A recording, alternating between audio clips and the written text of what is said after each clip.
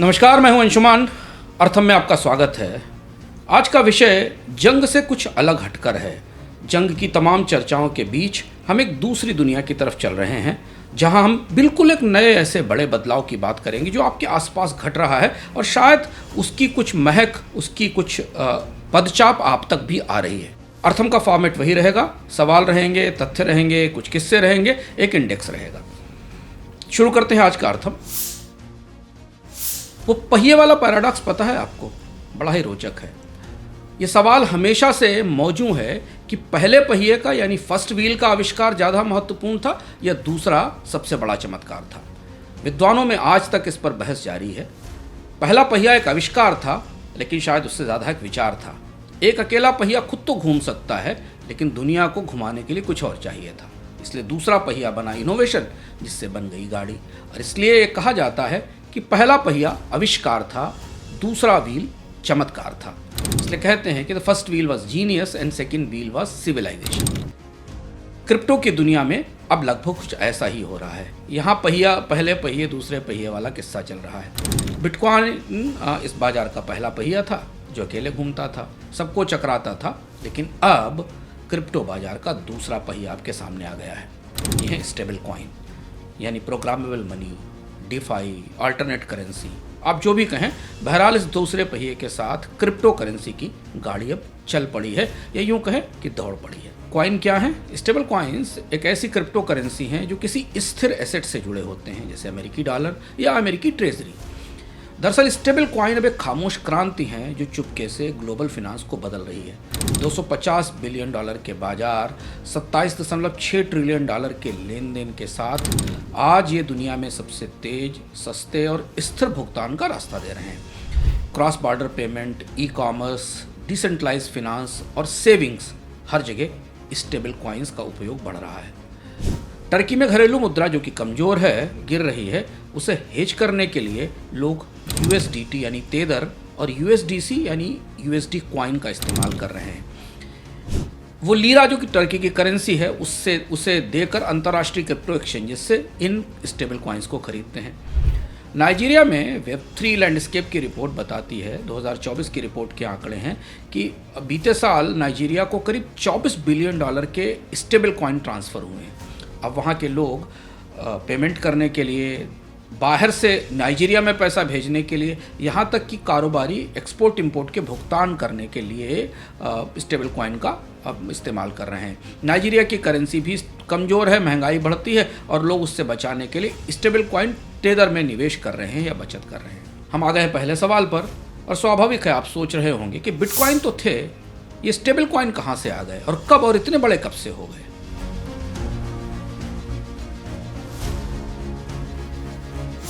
Tether या USD coin, Turkey और Nigeria जिसके दीवाने हैं इन दोनों स्टेबल कॉइन्स के, कहानी हाल की ही है, ज़्यादा पुरानी बात नहीं है, बस केवल 10 साल पहले की। 2013 में वैकल्पिक निवेश के तौर पर बिटकॉइन की लोकप्रियता बढ़ी थी, और जो लोग क्रिप्टो को करीब से जान रहे हैं उन्हें पता होगा। लेकिन कीमतें एक दिन में 20 से 30% घूम जाती थी। इतना उतार चढ़ाव बिटकॉइन में होता था कि ट्रेडर और इन्वेस्टर के बस में नहीं था कि इसे संभाल पाएं और किसी स्थिर कीमत पर बेच सकें, खरीद सकें या सौदे कर सकें। ठीक उसी समय वित्तीय दुनिया एक स्टेबल यानी स्थिर डिजिटल एसेट की बाट जो हो रही थी। रेव कॉलिन्स, क्रेग सेलर्स और ब्रॉक पियर्स, ये 3 लोग थे जिन्होंने एक साथ मिलकर कुछ नया करने की तैयारी की। क्रेग सेलर्स का नाम अगर आप जानते हैं तो मास्टर कॉइन फाउंडेशन से आते हैं। ब्रॉक पियर्स को दुनिया में क्रिप्टो के शुरुआती प्रवर्तकों में माना जाता है। ये बात जुलाई 2014 की है, किस्सा यहीं से शुरू होता है। सांता मोनिका में एक क्रिप्टो कॉन्फ्रेंस थी जहां तीनों ने एक रियल कॉइन पेश किया। इसका नाम रियल कॉइन था। यह पहला स्टेबल कॉइन था जो बिटकॉइन के उतार चढ़ाव के बीच एक स्टेबल डिजिटल एसेट्स की जरूरत पूरी करता था। रियल कॉइन को बिटकॉइन के ब्लॉकचेन ओमनी लेयर प्रोटोकॉल पर बनाया गया था, जिसके जरिए बिटकॉइन के डिजिटल टोकन बिटकॉइन के समानांतर ही पैरेलली ट्रेड होते थे। रियल कॉइन को ब्लॉकचेन की पारदर्शिता और डॉलर जो कि सॉवरेन करेंसी है, उसकी जो स्टेबिलिटी, उसकी स्थिरता है, उन दोनों का संयोग बनाने की कोशिश की गई। ये तय हुआ कि एक रियल कॉइन के बदले $1 का रिजर्व तैयार किया जाएगा, यानी अगर आप एक रियल कॉइन देंगे तो आपको $1 अमेरिकी मिलेगा। कुछ वक्त बाद रियल कॉइन का नाम बदलकर टेदर कर दिया गया। यही इसका सही नाम था। टेदर का मतलब होता है वो रस्सी जिससे किसी पशु को बांधा जाता है। उत्तर भारतीय भाषा में इसे लोग पगही या पगहा कहते हैं। आपने देखा होगा जानवरों को बांधने के लिए एक रस्सी का इस्तेमाल किया जाता है जो किसी खूंटे से या किसी दीवार से में की लगी चेन से बांधी जाती है। तो टेदर $1 का था जो पहला स्टेबल कॉइन था, और टेदर इसलिए था क्योंकि ये करेंसी डॉलर से बंधी हुई थी, डॉलर से जुड़ी हुई थी। इसे क्रिप्टो बाजार में USDT यानी US डॉलर टेदर के नाम से जाना गया। ये नाम बार बार आप इस प्रथम के कार्यक्रम में सुनेंगे। लेकिन एक बड़ी दिक्कत थी, इस तरह के टोकन के लिए कोई नियम कानून नहीं थे। टेदर के साथ डॉलर का रिजर्व बनाया जाना था, मगर तब तक अमेरिका के बैंकों को स्टेबल कॉइन पर भरोसा नहीं था। हुआ ये कि टेदर और बैंकों के रिश्ते खराब होते चले गए, कानूनी विवाद हुए। टेदर ने जो दावे किए रिजर्व बनाने के, उसकी प्रामाणिकता पर सवाल उठा, जांच भी शुरू हुई, टेदर को जुर्माना देना पड़ा। लेकिन इस सारी जद्दोजहद, खींचतान, कानूनी झगड़े के बीच शांति से चुपचाप टेदर ने क्रिप्टो के फिनांस को हमेशा के लिए बदल दिया। 2020 तक टेदर या USDT ग्लोबल एक्सचेंज पर डिफ़ॉल्ट पेयर में बदल गया, यानी इसे बिटकॉइन और डिजिटल करेंसी के पेयर के तौर पर स्वीकार कर लिया गया। एशिया में इसे बड़ी कामयाबी मिली। इसकी मदद से बिखरे हुए क्रिप्टो बाजार में स्थिरता आई, और इसके बाद नए स्टेबल कॉइन आना शुरू हुए, जिसमें कॉइनबेस और सर्किल का USTC, बिनांस का USSD और मैकाडाओ का DAI है। जून 2025 में टेदर या USDT की मार्केट कैप $110 बिलियन पर पहुंच गई। इसका इस्तेमाल अब डिसेंट्रलाइज फिनांस पेमेंट में और क्रिप्टो ट्रेडिंग में होता है। टेदर के रिजर्व का हिस्सा अमेरिका के ट्रेजरी, अमेरिकी सरकार के बॉन्ड या ट्रेजरी बिल हैं, शॉर्ट टर्म कमर्शियल पेपर हैं, और इसके अलावा लिक्विड एसेट्स हैं जैसे कि कैश, जिसमें टेदर को का रिजर्व तैयार किया जाता है। टेदर केवल स्टेबल कॉइन नहीं है, नियम और कानूनों के अंधेरों के बीच आई ये पहली प्रोग्रामेबल मनी है। इसी के सिद्धांत पर सेंट्रल बैंक डिजिटल करेंसी की तैयारी की जा रही है। हालांकि जिसे अमेरिका में रोक दिया गया है क्योंकि डोनाल्ड ट्रंप CBDC से सहमत नहीं है, लेकिन दुनिया के अन्य देशों में सेंट्रल बैंक डिजिटल करेंसी पर काम चल रहा है। इसके बाद आए कॉइनबेस और सर्किल का USDC कॉइन, जिसको कि USDC कहा जाता है। ये पहली समग्र स्टेबल कॉइन है जिसे US ट्रेजरी और नकद के रिजर्व पर केंद्रित किया गया है। इसके रिजर्व को पब्लिक ऑडिट में प्रमाणित किया गया है। करीब $50 बिलियन की मार्केट कैप है USD कॉइन की, और ये स्टेबल कॉइन अब करेंसी के बाजार में जो नियम और माहौल बना है उसमें स्थापित है। और इसीलिए शायद आपको जानकर आश्चर्य होगा कि वीज़ा ने, पेपैल ने और शॉपिफाई जैसे मर्चेंट्स ने और एक्सचेंजेस ने इसे अब अपने पेमेंट सिस्टम में शामिल किया है। हालांकि इस बीच ध्यान रखना ज़रूरी है कि स्टेबल कॉइन की दुनिया में एक बड़ा तूफान आया था, आपको याद होगा, जिसका नाम था टेरा। USD पर केंद्रित यह भी एक स्टेबल कॉइन था, लेकिन इसे किसी भरोसेमंद करेंसी के बजाय ल्यूना नामक एक बेहद उतार चढ़ाव भरे टोकन से जोड़ा गया था। दरअसल यह एक एल्गोरिथमिक स्टेबल कॉइन था जो ल्यूना के आर्बिट्राज पर आधारित था। लूना में उतार चढ़ाव से जो नुकसान और फायदे होते थे उसके आधार पर इसकी कीमत तय की जाती थी। 2022 तक UST यानी इस टेरा का मार्केट कैप $18 बिलियन हो गया। टेरा डिपॉजिट शुरू हो गए जिस पर करीब 20% ब्याज दिया जाता था, लेकिन इसके बाद क्राइसिस आई, खासतौर से जब सिलिकॉन वैली बैंक की समस्या देखी हमने। मई 2022 में लोगों ने इससे पैसे निकालने शुरू कर दिए। टेरा का पेक खत्म हो गया, ल्यूना की हवा निकल गई, निवेशकों के करीब $45 बिलियन डूब गए। टेरा के संस्थापक डू कून थे जो कोरिया भाग गए, बाद में उन्हें मॉन्टेनेग्रो में गिरफ्तार कर लिया गया। और इसके बाद पूरी दुनिया के नियामकों ने कान पकड़े कि एल्गोरिथमिक आधारित स्टेबल कॉइन अब नहीं चलाए जाएंगे, और इसलिए जो नए नियम आ रहे हैं उनमें एल्गोरिथमिक आधारित स्टेबल कॉइन्स को पूरी तरह बंद कर दिया गया है। अब आपके दिमाग में सवाल होगा कि अब क्यों इतने पसंद किए जा रहे हैं स्टेबल कॉइन, आखिर इनकी लोकप्रियता की वजह क्या है, स्टेबल कॉइन के क्या फायदे हैं जो सबको आकर्षित कर रहे हैं।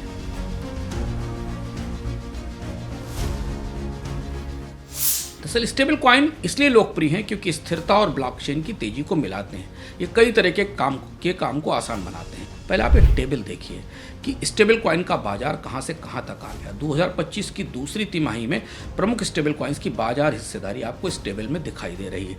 टेदर की बाजार हिस्सेदारी जिसका हमने जिक्र किया था, जो स्टेबल कॉइन का प्रवर्तक है, पहला स्टेबल कॉइन है, बाजार में हिस्सेदारी करीब 62% के आसपास है। जो सर्किल का यूएसडी कॉइन है जिसको यूएसडीसी कहते हैं, वो 24% का हिस्सेदार है। और इसके अलावा पीवाई यूएसडी, पेपैल का और एथेना का यूएसडी, इनकी अभी मामूली हिस्सेदारी है। सबसे महत्वपूर्ण बात यह है कि स्टेबल कॉइन दरअसल बाजार में अस्थिरता से सुरक्षा देते हैं। बिटकॉइन और एथेरियम जैसी क्रिप्टो करेंसी में भारी उतार चढ़ाव होते हैं। 30% महीने तक के उतार चढ़ाव हमने देखे हैं बिटकॉइन और इथेरियम की क्रिप्टो करेंसी में। इस वजह से अब कोई करेंसी अगर इतनी या कोई एसेट इतनी वॉलेटाइल है, आप इमेजिन करें स्टॉक मार्केट हो या गोल्ड हो या कोई कमोडिटी हो, अगर उसमें एक महीने में 30% से ऊपर की वॉलेटिलिटी दिखेगी तो वो किसी भी तरह से भुगतान के लिए ना तो व्यवहारिक है और ना निवेश के लिए व्यवहारिक है। स्टेबल कॉइन इस कमी को पूरा करते हैं। उदाहरण के लिए बाजार की अस्थिरता से प्रभावित हुए बिना इसमें भुगतान हो सकता है। पारंपरिक बैंकिंग की तुलना में इस पर 80% से कम लागत है और इसलिए इसे तुरंत क्रॉस बॉर्डर पेमेंट्स में इस्तेमाल किया जा सकता है। एक देश से दूसरे देश में से पैसा भेजा जा सकता है। दूसरी चीज़ है कि अगर बाजार अनिश्चितता है, जो होते ही हैं, तो इस पर डिजिटल हेजिंग की सुविधा मिलती है। इसका इस्तेमाल सीमा पार भुगतान और रेमिटेंसेस में भी हो रहा है। पुराने बैंकिंग सिस्टम में जो स्विफ्ट है, जिसमें कि विदेश में पैसा भेजने में 2 से 3 दिन तो सामान्य रूप से लगते हैं और 2 से 6% की फीस देनी पड़ती है। लेकिन स्टेबल कॉइन्स क्यों टर्की और नाइजीरिया में इतने लोकप्रिय हुए? क्योंकि इससे कुछ ही सेकंड में फंड का ट्रांसफ़र एक ज्योग्राफी से एक से दूसरी ज्योग्राफी में, एक देश से दूसरे देश में किया जा सकता है और जो इसके ऊपर फीस लगती है, ट्रांजैक्शन फीस लगती है, उसे 7% से घटाकर 1% तक लाया गया है। स्टेबल कॉइन से पैसा बहुत तेज़ी से जाता है और शुल्क कुछ पैसे का होता है, इससे सामान्य लोगों के बीच लोकप्रिय हो रहे हैं। फेमेक्स और आउटलायर वेंचर की और चेन कैचर की 3 रिपोर्ट्स बताती हैं कि मैक्राडो लिबेर ब्राज़ील में अपने सप्लायर्स को अब यूएसडीसी से पेमेंट करता है, यानी यूएसडी कॉइन से पेमेंट करता है, जिससे कि समय और पैसा बचता है। नाइजीरिया के इंपोर्टर्स अब टेदर में भुगतान ले रहे हैं और अपने पेमेंट कर रहे हैं। ई कॉमर्स और दुकानों में भी स्टेबल कॉइन इस्तेमाल हो रहे हैं। स्टेबल कॉइन से अब ऑनलाइन और दुकानों में पेमेंट में आसानी हो रही है। चूँकि व्यापारियों को क्रिप्टो की कीमत की उतार चढ़ाव की चिंता नहीं रहती, इसलिए उसे इस पेमेंट को वे स्वीकार कर लेते हैं। बीते साल मार्च में एक खबर सुर्खियों में थी, शायद आपने भी सुनी हो अगर आप क्रिप्टो की या ब्लॉकचेन की दुनिया से राबिता रखते हैं। बीते साल मार्च में आई एक खबर ये थी कि वाशिंगटन डीसी की एक कैफ़े चेन है कंपास कॉफ़ी, उसने कॉइन बेस से मिलकर लिमर में यूएसडीसी में कॉफ़ी के लिए पेमेंट लेना शुरू कर दिया था। यानी अगर आप उसके कैफ़े पर कॉफ़ी पीने जाएं तो स्टेबल कॉइन यूएसडी कॉइन में पेमेंट कर सकते। डिसेंट्रलाइज फाइनेंस का शब्द हम बार बार सुन रहे हैं, इसमें स्टेबल कॉइन सबसे तेज़ी से लोकप्रिय हो रहे हैं। स्टेबल कॉइन का इस्तेमाल अब उधार देने के लिए, निवेश के लिए भी होता है क्योंकि ये स्थिर हैं। इनकी स्थिरता जोखिम कम करती है। एवे और कंपाउंड जैसे प्लेटफॉर्म्स ने लोगों को स्टेबल कॉइन में उधार देने और ब्याज कमाने की सुविधा भी दी है। यानी आपके पास अगर स्टेबल कॉइन है तो उन्हें आप इन प्लेटफॉर्म्स के जरिए किसी को कर्ज पर दे सकते हैं और उस पर ब्याज भी ले सकते हैं। डीफाई की दुनिया में, डिसेंट्रलाइज फाइनेंस की दुनिया में स्टेबल कॉइन को अब सबसे प्रतिष्ठित कोलेट्रल माना जाता है और इसकी सबसे बड़ी वही वजह, जिसे हमने पहले भी कहा, कि इनकी कीमतों में उतार चढ़ाव कम है, यानी स्टेबल है, स्थिर हैं। छोटे और मझोले उद्योगों के लिए प्रोग्रामेबल भुगतान हो सकते हैं। मुद्रास्फीति से बचाव के लिए इसका इस्तेमाल हो रहा है। फेमेक्स के आंकड़े बताते हैं कि अर्जेंटीना और नाइजीरिया जैसे देशों में जहां मुद्रा का मूल्य तेज़ी से गिरता है, वहां लोग यूएसडीटी के जरिए उस महंगाई के असर को बचाने की कोशिश करते हैं, बैंक में उससे पैसा रखते हैं। नाइजीरिया में करीब 25 मिलियन का डॉलर के आसपास का टर्नओवर है स्टेबल कॉइन का और इसके प्रयोग की दर हर साल लगभग 9% और 10% के बीच बढ़ रही है। ऐसा नाइजीरिया की वेब3 रिपोर्ट जो हाल में आई हमें बताती है। अर्जेंटीना में तो 60% क्रिप्टो यूजर्स अपने पैसों को, अपने जो पेसो उनकी करेंसी है, उसे स्टेबल कॉइन में बदल रहे हैं और इसकी वजह यही है कि अर्जेंटीना में मुद्रास्फीति बेहद ज़्यादा है। स्टेबल कॉइन पुराने सिस्टम से इसलिए बेहतर माने जा रहे हैं क्योंकि लेन देन में तेज़ी होती है, बैंकों में काफ़ी समय लगता है, छोटे कारोबारों के लिए भुगतान की लागत काफ़ी होती है क्योंकि 7 से 8% का उनको ट्रांजैक्शन फ़ी देनी पड़ती है और इनमें पारदर्शिता है क्योंकि ब्लॉकचेन पर हर लेन देन का रिकॉर्ड रखा जा सकता है, देखा जा सकता है। प्रोग्रामिंग की सुविधा है, स्मार्ट कॉन्ट्रैक्ट क्रिएट किए जा सकते हैं जिसमें कि शर्तें पूरी होने पर अपने आप पैसा रिलीज हो सकता है और पेमेंट किए जा सकते हैं। इन सारी खूबियों ने स्टेबल कॉइन को अचानक पूरी दुनिया के उभरते हुए फिनांस के बीचों बीच में ला दिया है और अब ये प्रक्रिया तेजी से फैल रही है। आपका सवाल होगा कि क्या स्टेबल कॉइन मौद्रिक मुख्यधारा में आ रहे हैं?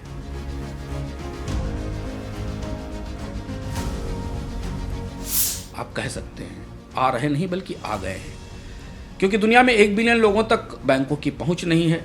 स्टेबल कॉइन सिर्फ स्मार्टफोन और इंटरनेट से डिजिटल पैसे के इस्तेमाल करने का मौका देते हैं, इसलिए वे बैंक जिन्होंने कभी टेदर को रोका था, जिसका किस्सा हमने आपको सुनाया था, वही अब इसे आगे बढ़कर अपना रहे हैं। वो बैंक जो टेदर के साथ रिजर्व पर भरोसा नहीं कर रहे थे, अब स्टेबल कॉइन के बाजार में कैसे सक्रिय हैं, जरा इस स्क्रीन पर ये देखिए। स्टेबल कॉइन के बाजार का आकार करीब करीब 288 से 252 बिलियन डॉलर तक पहुंच रहा है। हर सप्ताह करीब करीब 672 मिलियन डॉलर का ट्रेड होता है स्टेबल कॉइन्स में। 30 मिलियन के आसपास सक्रिय वॉलेट हैं जिनके जरिए स्टेबल कॉइन्स में भुगतान किए जा रहे हैं। सालाना आधार पर इसमें 53% की बढ़ोतरी है। सालाना अब स्टेबल कॉइन में 35 ट्रिलियन डॉलर के ट्रांसफ़र हो रहे हैं, एक देश से दूसरे देश के बीच में या एक खाते से दूसरे खाते के बीच में। लगभग 99.8% रिजर्व स्टेबल कॉइन करेंसीज के इस समय यूएसडी डॉलर से बैक्ड हैं, यानी ये स्टेबल हैं। और सबसे महत्वपूर्ण बात ये, जो सबसे चौंकाने वाली बात, आखिरी लाइन ध्यान से पढ़िए, स्टेबल कॉइन्स अब अमेरिका की M2 मनी सप्लाई का 1% हिस्सा हो गए। ये स्टेबल कॉइन की उभरती हुई दुनिया है जिसमें आपको हम प्रमुख स्टेबल कॉइन के चार्ट दिखा रहे हैं। टेदर है जिसका मार्केट कैप 155 बिलियन डॉलर है। यूएसडी कॉइन है जिसका मार्केट करीब 60 बिलियन डॉलर है। डाई यूएसडीएस है जिसका 5 बिलियन डॉलर के आसपास का मार्केट कैप है। एथेना है, फर्स्ट डिजिटल यूएसडी है, पेपैल यूएसडी है। ये प्रमुख कॉइन्स हैं जो बाजार में सक्रिय हैं। ऐसा क्यों है? इस क्रिप्टो प्रणाली को इतना बढ़ावा क्यों मिल रहा है जो आपने इन चार्ट्स में देखा? क्योंकि वित्तीय बाजार के 2 सबसे बड़े हिस्सेदार अब स्टेबल कॉइन को स्वीकार कर रहे हैं। वो 2 बड़े हिस्सेदार कौन हैं? एक तरफ है कंपनियां जो सबसे ज़्यादा फाइनेंशियल ट्रांजैक्शंस करती हैं, और दूसरे हैं बैंक जो इन फाइनेंशियल ट्रांजैक्शंस को और फाइनेंस को संभालते हैं। और ये दोनों ही अब स्टेबल कॉइन को सिर्फ लागत बचाने के लिए नहीं, बल्कि तेजी, पारदर्शिता और नए तरीके के कारोबारों को कर्ज देने के लिए इस्तेमाल कर रहे हैं। हमें यकीन नहीं होगा, लेकिन जो चेन कैचर, बेन, फेमेक्स की जो ताज़ी क्रिप्टो रिपोर्ट्स आई हैं वो बेहद दिलचस्प जानकारी दे रही हैं इस स्टेबल कॉइन की बढ़ती दुनिया के बारे में। पहले बैंकों को लेते हैं। अमेरिका में सभी बड़े वित्तीय संस्थान, सभी बड़े बैंक अब स्टेबल कॉइन का प्रयोग करने की तैयारी में हैं। जेपी मॉर्गन और वेल्स फार्गो जैसे बैंकों ने मिलकर एक स्टेबल कॉइन बनाने की योजना बनाई है जिसको मंजूरी मिलने वाली है, क्योंकि अमेरिका में नया कानून आ गया है, आने वाला है, जिस पर हम आगे चर्चा करेंगे। यूरोप के बैंक में सोसाइटी जनरले बैंक ने यूएसडी कॉइन वर्टिबल लॉन्च किया है। पेमेंट गेटवे कंपनियों में वीज़ा की रिपोर्ट बताती है कि 2023 में उसने पहली बार यूएसडी कॉइन से भुगतान लेना शुरू कर दिया था। अब अप्रैल 2025 तक वीज़ा के पेमेंट गेटवे से, जो कि क्रेडिट कार्ड कंपनी है, उसके पेमेंट गेटवे से 225 मिलियन डॉलर के भुगतान हो चुके हैं स्टेबल कॉइन के जरिए। वीज़ा का नेटवर्क अब यूएसडीसी टेदर से आगे निकल गया है, यानी वीज़ा पर लोग यूएसडी कॉइन का इस्तेमाल टेदर से ज़्यादा कर रहे हैं। और वीज़ा का मानना है कि सीमा पार भुगतान में यूएसडीसी कॉइन की लोकप्रियता ज़्यादा बढ़ रही है। पेपैल ने, जो कि एक और ऑनलाइन पेमेंट प्लेटफॉर्म है, उसने पे यूएसडी नाम का एक स्टेबल कॉइन ही लॉन्च किया है जो ई कॉमर्स में और पेमेंट्स में काम आता है। स्ट्राइप ने 69 कंट्रीज़ में करीब 70 के आसपास देशों में यूएसडी कॉइन से पेमेंट लेने शुरू कर दिए हैं। ये तो ही बैंकों और फिनेंशियल इंटरमीडिएट्स की बात। अब हम देखते हैं कंपनियों को, जो प्रमुख कंपनियां हैं जो स्टेबल कॉइन पर सक्रिय हैं। गूगल क्लाउड ने पेपैल के पे यूएसडी से पेमेंट लेना शुरू कर दिया है अमेरिका में। अगर आप अमेरिका में गूगल क्लाउड की कोई भी सर्विस लेते हैं तो आप बाकायदा स्टेबल कॉइन में पेपैल के यूएसडी से पेमेंट कर सकते हैं। डीपी वर्ल्ड एक लॉजिस्टिक कंपनी है जो अपने सप्लाई चेन पेमेंट्स के लिए जो उसके सप्लायर हैं उनके भी अब स्टेबल कॉइन में पैसा दे रही है। क्रिप्टो की दुनिया में बड़ी चर्चा है कि उबर, एप्पल और एयरबीएनबी अपने पेमेंट सिस्टम्स को स्टेबल कॉइन से जोड़ने जा रहे हैं। यानी अमेरिका और पश्चिम के बाज़ारों में अगर आप इनकी सेवाएं इस्तेमाल करते हैं तो कतई ज़रूरी नहीं है कि आप इस पर पेमेंट डॉलर में या करेंसी में करें। आपके पास अगर स्टेबल कॉइन्स हैं तो आप स्टेबल कॉइन से इसमें पेमेंट कर सकते हैं। यहाँ तक कि कंपनियाँ स्टेबल कॉइन से कर्मचारियों की सैलरी, सप्लायर्स को पेमेंट कर रही हैं और अपना कैश मैनेजमेंट कर रही हैं, जो ट्रेजरी मैनेजमेंट कर रही हैं, जो सबसे महत्वपूर्ण है। एक एचआर कंपनी के बारे में पढ़ रहा था। एक कंपनी 69 देशों में जो इसके फैले हुए ठेकेदार और कॉन्ट्रैक्टर हैं उन्हें यूएसडीसी से पेमेंट करती है। और इसकी वजह क्या है कि उसे इस बड़े पेमेंट में जो फॉरेन करेंसी ट्रांजैक्शन पर फीस लगती है उसमें बचत होती है। कॉर्पोरेट ट्रेजरी मैनेजमेंट में स्टेबल कॉइन का हिस्सा बढ़ रहा है। कंपनियां 24/7 फंड ट्रांसफ़र का इस्तेमाल कर रही हैं। मुद्रास्फीति आम लोगों को भी सताती है, कंपनियों को भी सताती है। कंपनियों की ट्रेजरी ऑपरेशंस के लिए, कंपनियों की नकदी ऑपरेशंस के लिए स्टेबल कॉइन सबसे अच्छा हेज या बचाव साबित होते हैं। पेपैल का पे यूएसडी और सर्कल का यूएसडीसी अब रियल टाइम ट्रेजरी को संभालने में सक्षम है। ये बेहद बड़ी बात है और इसलिए आने वाले समय में कंपनियों के ट्रेजरी ऑपरेशंस स्टेबल कॉइन की तरफ जा सकते हैं जो अभी तक बैंकों के पास थे। आपको एक तथ्य जानकर आश्चर्य होगा कि अमेरिकी ट्रेजरी के बाजार में, अमेरिकी बॉन्ड्स के बाजार में, जो सरकार के बॉन्ड्स जारी होते हैं और जो ट्रेजरी जारी होती है, उनमें स्टेबल कॉइन अब सबसे बड़े प्लेयर्स के तौर पर उभरने लगे हैं। उनका एक बड़ा हिस्सा बन गया। उसकी वजह यह है कि उन्हें अपने रिजर्व बनाने के लिए अमेरिकी ट्रेजरी को खरीदना पड़ता है और उसमें रिजर्व रखने पड़ते हैं। जैसे टेदर ने 2024 में $113 बिलियन की अमेरिकी ट्रेजरी खरीदी और वो 7वां सबसे बड़ा खरीदार बन गया। आप सोचिए ज़रा कि अमेरिकी ट्रेजरी बाजार में जो ट्रेजरी खरीदने वाले प्रमुख ग्राहक थे वो अमेरिका के बड़े बैंक, वित्तीय संस्थाएं, Morgan Stanley, JP Morgan, bank of America जैसे बैंक्स थे या विदेशी निवेशक ट्रेजरी खरीदते थे। इनके बीच में एक स्टेबल कॉइन 7वां सबसे बड़ा ग्राहक बन गया है। जो ताज़ा BIS का आकलन हमारे पास है वो बता रहा है कि स्टेबल कॉइन की मांग ने जो शॉर्ट टर्म ट्रेजरी की यील्ड है उसे 3 पर बेसिस पॉइंट कम करने में मदद की है, यानी कर्ज की लागत कम हो रही है। ये टेबल अपने सामने देखिए आप। स्टेबल कॉइन ने अमेरिकी ट्रेजरी में कितना निवेश किया और इसीलिए इनको स्टेबल माना जा रहा है। 2025 के मध्य तक का आंकड़ा हमारे पास है जिसमें टेदर ने करीब $92 बिलियन का और सर्किल ने करीब $74 बिलियन का निवेश किया है। JP मोर्गन का यह आंकड़ा हमें बताता है कि 2028 तक ये निवेश अब $400 बिलियन के से ऊपर निकल सकता है। ये JP मोर्गन की और मोर्गन स्टैनली की क्रिप्टो ट्रेजरी रिपोर्ट से मिली हुई जानकारी है। स्टेबल कॉइन के साथ अब एक और बड़ा बदलाव आ रहा है। Crypto based financial services, crypto आधारित वित्तीय सेवाओं का बाजार तैयार हो रहा है। इसमें खास तौर पर क्रिप्टो और स्टेबल कॉइन डिपॉजिट्स हैं। ये बिल्कुल नई बात है जो अब शुरू हो रही है। JP मोर्गन ने JPMD के नाम से एक डिजिटल बैंक डिपॉजिट शुरू किया है जो बैंकों के सामान्य डिपॉजिट नियमों के तहत काम करता है। इसमें आप स्टेबल कॉइन डिपॉजिट कर सकते हैं और उस पर ब्याज ले सकते हैं और इसके साथ एक बीमा भी लग कर आता है। आपके दिमाग में सवाल होगा कि इतना सब तो हो रहा है मगर कानून कहाँ है?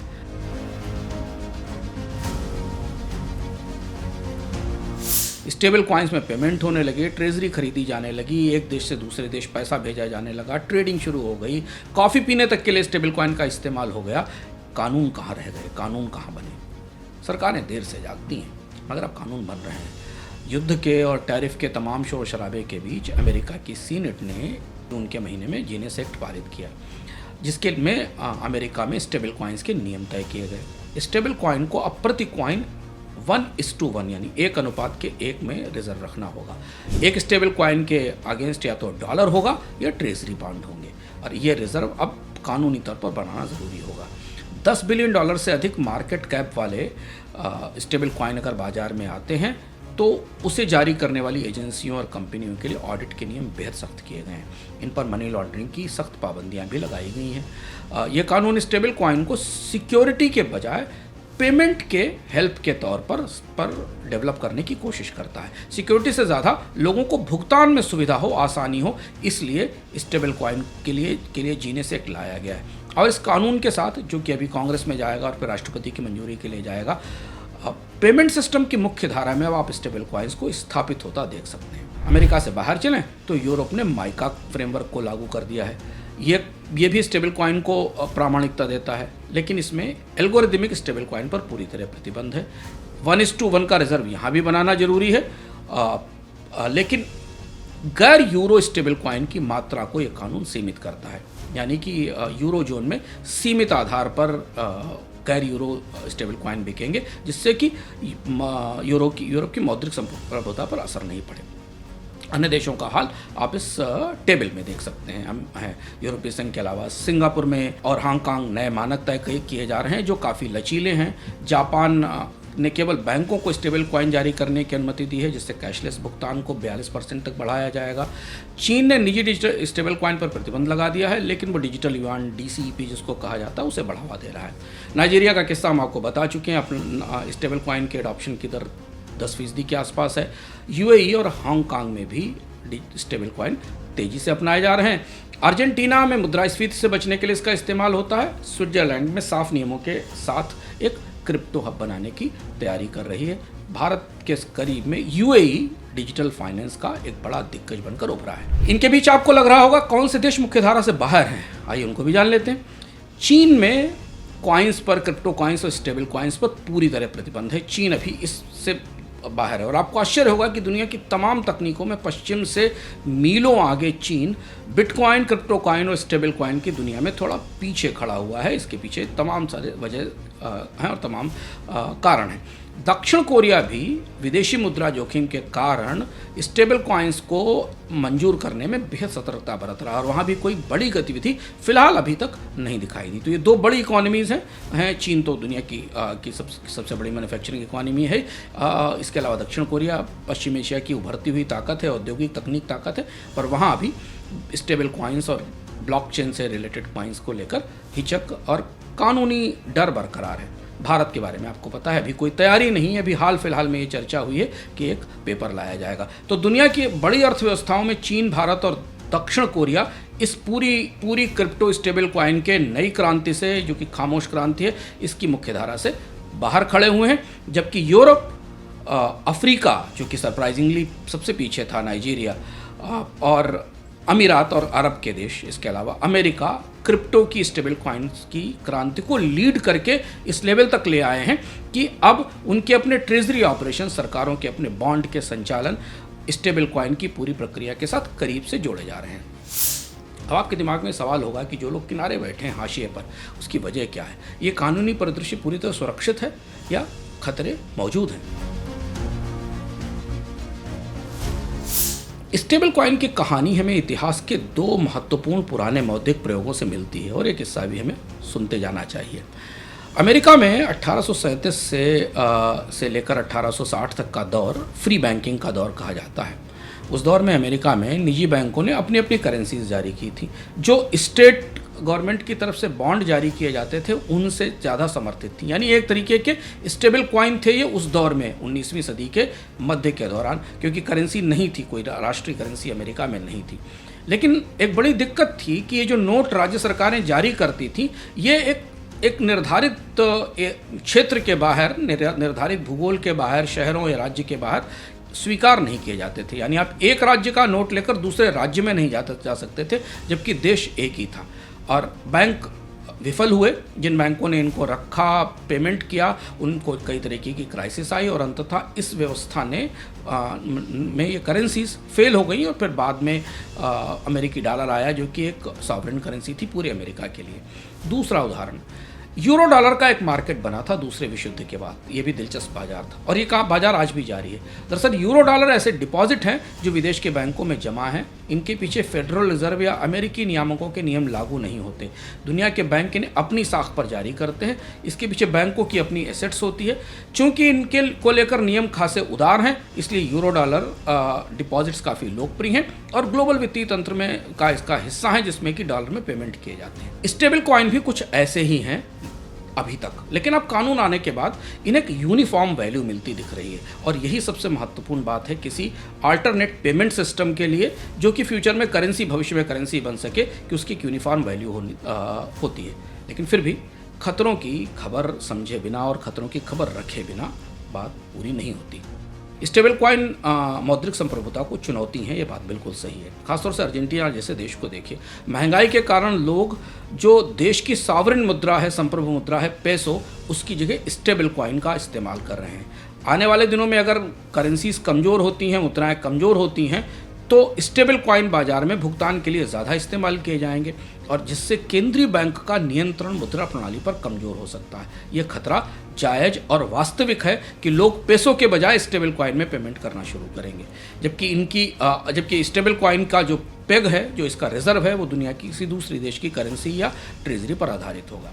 दूसरा सवाल है कि इनकी फिनेंशियल स्टेबिलिटी पर सवाल कायम है। हालांकि उन्हें दूर करने की कोशिश कानूनों में की गई है, लेकिन एक खतरा तो हमेशा से ही है कि अगर एक साथ लोग स्टेबल कॉइन बेचना शुरू कर दें थोक में आकर बाजार में, तो ये डीपेग हो जाएंगे, यानी इनके पीछे जो रखी हुई एसेट्स है वो इससे अलग हो जाएगी। और ऐसा एक बार दिख चुका है जब सिलिकॉन वैली बैंक की क्राइसिस हुई थी और यूएसडीसी जो कि यूएसडी कॉइन था उसकी कीमत में तेज गिरावट आई थी। ये चिंता अभी बनी हुई है, हालांकि कानूनों में इसे रोकने की कोशिश की जा रही है।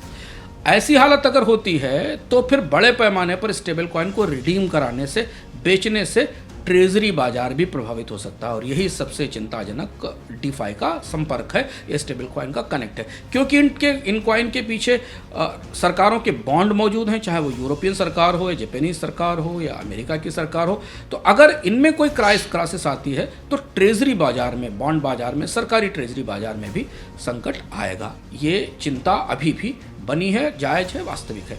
इसके अलावा अवैध गतिविधियों का डर है। बैंक की रिपोर्ट बताती है कि 2024 में करीब 25 से 32 बिलियन डॉलर तक के स्टेबल कॉइन्स अवैध कामों में इस्तेमाल हुए हैं। साइबर हमले में इसका इस्तेमाल होता है, मनी लॉन्ड्रिंग में इस्तेमाल होता है। अभी हाल में ही FATF ने बोलीविया में क्रिप्टो के बाजार में मनी लॉन्ड्रिंग को लेकर सख्त चेतावनी जारी की है। ये सारी चुनौतियाँ मौजूद हैं, बनी हुई हैं।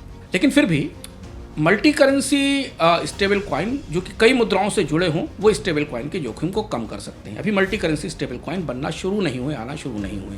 इसके साथ अगर CBDC जो कि सेंट्रल बैंक डिजिटल करेंसी है, जैसे डिजिटल युआन है, अगर इनके साथ स्टेबल कॉइन को जोड़ा जाए तो दोनों एक साथ चल सकते हैं, जिसमें CBDC पर सरकारी नियंत्रण होगा और स्टेबल कॉइन तेज भुगतान के लिए इस्तेमाल होंगे और इनके आधार पर पेमेंट सिस्टम्स को आसान बनाया जा सकेगा। तो हम आ गए हैं अर्थम के आखिरी सवाल पर, आने वाला परिदृश्य कैसा है, और इसे देखने के लिए हम चलते हैं अर्थम इंडेक्स में।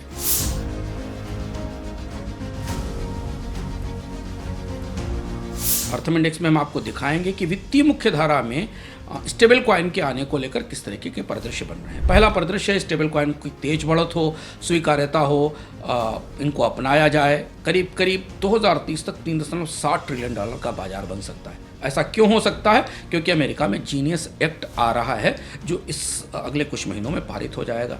बड़े कॉर्पोरेट, एंट ग्रुप, शॉपिफाई जैसे बड़े कॉर्पोरेट स्टेबल कॉइन्स को मुख्य धारा में अपना रहे हैं। डिजिटल करेंसी के साथ दुनिया के कई देशों में इसका तालमेल हो रहा है और लगभग सभी बड़ी अर्थव्यवस्थाएं, भारत, चीन और कोरिया को छोड़ दें तो लगभग सभी बड़ी अर्थव्यवस्थाएं इसे अपना रही हैं। इसके पहले अगर ऐसी परिस्थिति बनती है तो बाजार पर असर क्या होंगे? अमेरिकी ट्रेजरी बाजार में स्टेबल कॉइन कंपनियां करीब करीब $1 ट्रिलियन से ज़्यादा के बॉन्ड खरीदेंगी। और इससे होगा क्या? इससे ब्याज दरें कम होंगी, क्योंकि ट्रेजरी बाजार में अब बैंक ही नहीं, एक बड़े नए ग्राहक के तौर पर स्टेबल कॉइन कंपनियां आकर खड़ी हो रही हैं। भुगतान तेज होंगे, B2B ट्रांजैक्शंस तुरंत होंगे, रेमिटेंस तेज होंगे और जो कॉस्ट ऑफ फंड ट्रांसफर है उसमें कमी होगी। अब पहले प्रदेश का एक और असर होगा कि 90% स्टेबल कॉइन चूंकि डॉलर से जुड़े हैं, इसलिए डिजिटल डॉलर का वर्चस्व आने वाले दिनों में और मजबूत हो सकता है। बैंक अपने डिपॉजिट को स्टेबल कॉइन में रोकने की कोशिश करेंगे क्योंकि बैंकों के लिए ये सीधी प्रतिस्पर्धा की स्थिति है और पेमेंट कंपनियों का मुनाफा घट सकता है क्योंकि ट्रांजैक्शन तेज और सस्ते होंगे। अब हम आ गए हैं दूसरे परिदृश्य पर। दूसरे परिदृश्य में स्टेबल कॉइन की औसत बढ़त का आकलन है, यानी धीमे धीमे स्वीकार होंगे लेकिन स्थिर स्वीकार्यता होगी। ऐसी स्थिति में 2030 तक स्टेबल कॉइन का बाजार करीब 500 बिलियन से $2 ट्रिलियन के आसपास होगा। पहले परिदृश्य में हमने ये माना था कि अगर बहुत तेज़ी से लोकप्रिय होते हैं स्टेबल कॉइन तो ये बाजार $3.5 ट्रिलियन से ऊपर निकल जाएगा। ऐसा इसलिए है, दूसरे परिदृश्य के साथ वजह यह है कि कॉर्पोरेट और निवेश कंपनियां ट्रेजरी में स्टेबल कॉइन का इस्तेमाल करेंगी, जिसमें पेपाल और ब्लैक रॉक जैसी कंपनियां हैं। यूरोप की मीका पॉलिसी के तहत नए कॉइन आएंगे। छोटे व्यापारी और छोटे ट्रेडर धीमे धीमे इसे अपनाने की कोशिश करेंगे। इसका जो संभावित असर है दूसरे परिदृश्य का, वो ये होगा कि बैंकिंग सिस्टम स्टेबल कॉइन को अपने लिक्विडिटी मैनेजमेंट में शामिल करेंगे, जैसे कि JP मोर्गन ने हाल में USDC के साथ इंटीग्रेशन शुरू किया है। इसमें जोखिम भी है, कभी कभी डॉलर से डिपेग होने का खतरा है, जो हमने 2023 में देखा, जिसका जिक्र हमने आपसे ऊपर इस कार्यक्रम में किया था। रिजर्व नियमों को बदलने की और रिजर्व नियमों को मजबूत करने की कोशिश होगी। 1:1 के अनुपात में रिजर्व बनाए जाएंगे, लेकिन हर देश के रिजर्व नियम अलग अलग होंगे। बैंक डिपॉजिट और पेमेंट कंपनियों के मुनाफों पर असर होगा क्योंकि लोग स्टेबल कॉइन में पैसा रखना शुरू करेंगे, जैसा हम टर्की, अर्जेंटीना और नाइजीरिया में देख रहे हैं। अब तीसरा परिदृश्य, तीसरा परिदृश्य है कि नियमों में बिल्कुल बिखराव रहे। दुनिया के बड़े देशों में सफलता के साथ स्टेबल कॉइन इस्टेब्लिश नहीं हो पाए। ऐसी स्थिति में 2030 तक ये बाजार $500 बिलियन के आसपास रहेगा। IMF जैसे संस्थानों की चेतावनी रहेगी, सरकारें चिंतित होंगी, डिजिटल मुद्रा को थोड़ा डिस्करेज करेंगी क्योंकि सॉवरेन करेंसी पर इससे खतरा देखा जाएगा। एल्गोरिथमिक स्टेबल कॉइन कहीं आ गए और एक्सपोज हो गए, स्कैम आ गया तो सेंटीमेंट पर असर पड़ेगा। कई जगह यूज़र की सुरक्षा की, साइबर हमलों का भी खतरा होगा, मनी लॉन्ड्रिंग का भी खतरा होगा। ये तीसरा परिदृश्य है जिस परिदृश्य को भी हमें ध्यान में रखना ज़रूरी होता है।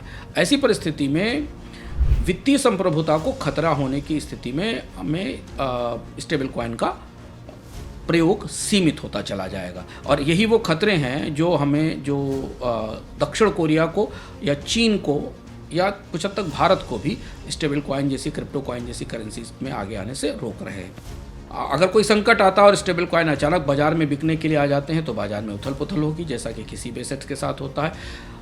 CBDC और स्टेबल कॉइन में अगर तालमेल नहीं बन पाया तो निवेशकों का भरोसा टूटेगा, निवेशकों के भरोसे में कमी आएगी। जैसे कि चीन में अभी पूरा प्रतिबंध लगा हुआ है और पहले चीन की सरकार अपना डिजिटल युआन लाने की तैयारी कर रही है। क्रिप्टो को लेकर सरकारों की दुविधा ऐतिहासिक है, मगर एक सच है जो हमें स्वीकार करना होगा कि पिछले बीते एक दशकों की 2 महत्वपूर्ण क्रांतियों में भारत कुछ पिछड़ गया है।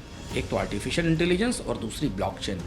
नई तकनीकों के मामले में किसी भी देश के पास 2 ही विकल्प होते हैं, या तो आप इनके अगुआ हो जाएं, पायनियर बन जाएं, या फिर इसका बाजार बन जाएं। भारत के मामले में दूसरी परिस्थिति बनती देख रही है। क्रिप्टो और AI दोनों की दूसरी और तीसरी पीढ़ी आ गई है।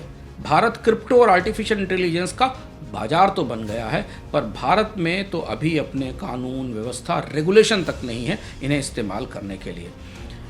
वजह जो भी हो इसकी, लेकिन सरकारों के नज़रिए से देखें, देश के भविष्य के नज़रिए से देखें तो ये सरकारों की दूरदर्शिता तो कतई नहीं है। अर्थम में आज इतना ही। फिर मिलते हैं अगले संस्करण में किसी नए विषय के साथ। आपकी प्रतिक्रियाओं का इंतज़ार रहेगा।